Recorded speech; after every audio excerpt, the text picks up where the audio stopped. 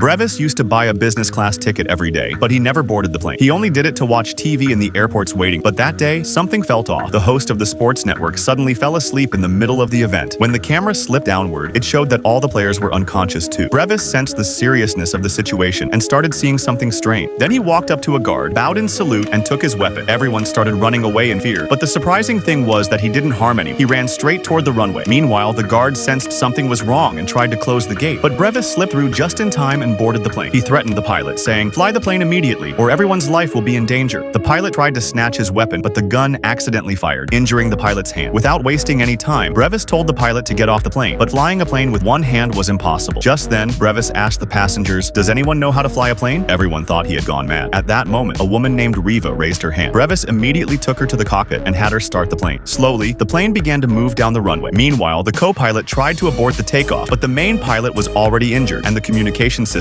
had failed. Eventually, the plane took off, and for a while, everything seemed fine. In the plane, the pilot asked Brevis why he was so afraid of the sun. Brevis then revealed that he was a NATO ground forces major. He had heard reports that there was unusual activity happening on the sun, making its rays so dangerous that even staying indoors wouldn't keep people safe. At first, he didn't believe it himself, but when he saw the athletes dying on TV, he was convinced that if he wanted to survive, he would have to stay in the dark and avoid sunlight at all costs. Do you also think that we are in danger from the sun's rays?